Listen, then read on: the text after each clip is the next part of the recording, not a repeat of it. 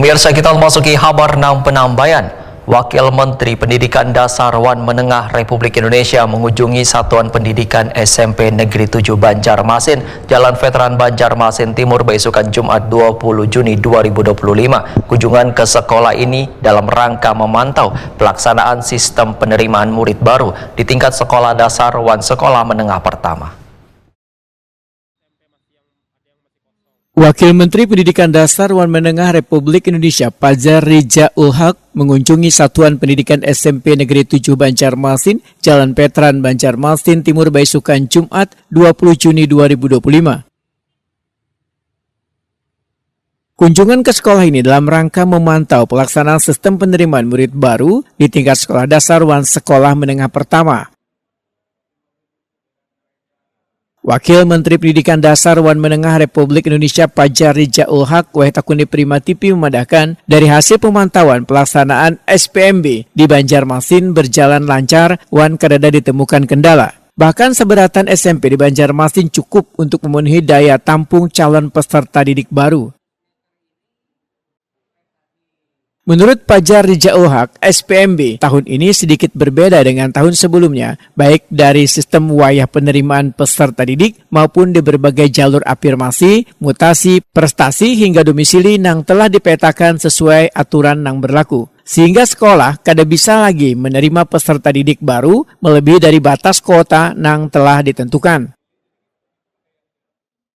Jadi hari ini saya melakukan kunjungan ke SMP 7 ini untuk melihat proses SPMB yang baru tutup kemarin. Jadi saya berbincang banyak dengan panitia, ingin menggali banyak hal selama proses SPMB ini seperti apa, termasuk juga melakukan evaluasi apakah SPMB berjalan cukup baik dan bagaimana bisa lebih baik lagi untuk SPMB tahun berikutnya gitu. Dan secara umum saya tidak menemukan kendala yang berarti, dan tadi saya mendapat penjelasan yang cukup lengkap dari panitia bersama juga dinas pendidikan yang hadir, bahwa antara jumlah siswa yang daftar dengan jumlah siswa yang diterima itu cukup ya. Jadi daya tampung SMP yang ada di Banjarmasin ini masih bisa mewadahi semua siswa yang akan daftar di SMP. Jadi sering nggak ada kendala berarti. Nah, tadi yang kita lihat juga dijelaskan berapa banyak kuotanya, dan tadi saya tanya apakah pelaksanaan SPMB tahun ini dengan tahun sebelumnya itu ada perbedaan apa tidak.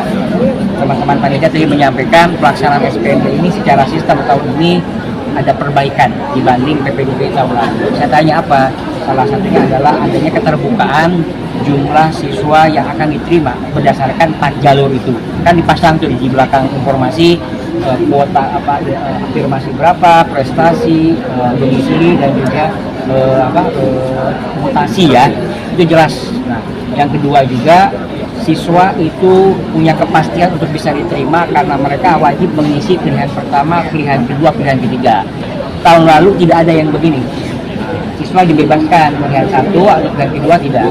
Nah, sekarang siswa ada kepastian sehingga mereka ada kepastian bisa diterima di mana. Yang kedua tadi ada kepastian soal keterbukaan jumlah siswa yang akan diterima, sehingga ini memberikan transparansi sehingga lebih objektif lah. PLT Kepala Pendidikan Banjarmasin Rian Utama memadahkan walaupun pelaksanaan SPMB sudah berakhir pada 19 Juni 2025, namun setiap sekolah masih membuka posko pengaduan dengan menugaskan sejumlah panitia penerimaan murid baru. Tujuannya untuk mengantisipasi adanya aduan dari warga mengenai anaknya yang sulit mendaftar sekolah. Mengenai adanya sejumlah SMP negeri yang masih belum memenuhi kuota, menurut Rian Utama, Dinas Pendidikan akan mengeluarkan surat edaran pada sekolah-sekolah yang sebelumnya sudah memenuhi kuota, namun masih banyak calon pendaftar yang kada masuk melalui jalur online. Maka akan dialihkan ke sekolah-sekolah yang kekurangan murid melalui jalur offline. Kami baru saja kita pemerintah Kota Banjarmasin menerima kunjungan dari Wamendikbudasmen terkait dengan SPMB di jenjang SMP. Kemudian tadi walaupun sebenarnya jadwal SPMB sudah berakhir kemarin, tetapi panitia dari sekolah kemarin masih ada yang standby untuk melihat di sistem. Kemudian apabila ada masyarakat yang ingin bertanya terkait dengan hasil pengumuman.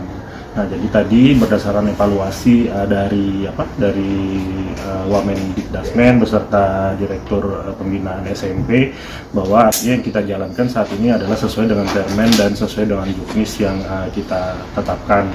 Artinya secara online, kemudian ada 4 jalur, kemudian kita juga ada memenuhi posko pengaduan di Dinas Pendidikan, kemudian di masing-masing panitia sekolah ada WA untuk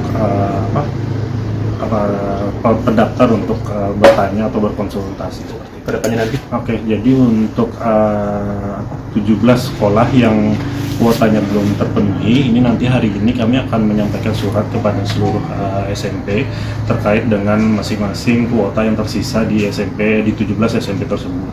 Kemudian kami akan membuka pendaftaran kembali bagi murid atau siswa yang tidak tertampung di dalam SPMB online kemarin, baik itu pilihan pertamanya, pilihan kedua maupun pilihan ketiga akan kami arahkan ke SMP yang belum terpenuhi kuotanya. Ada 17 SMP yang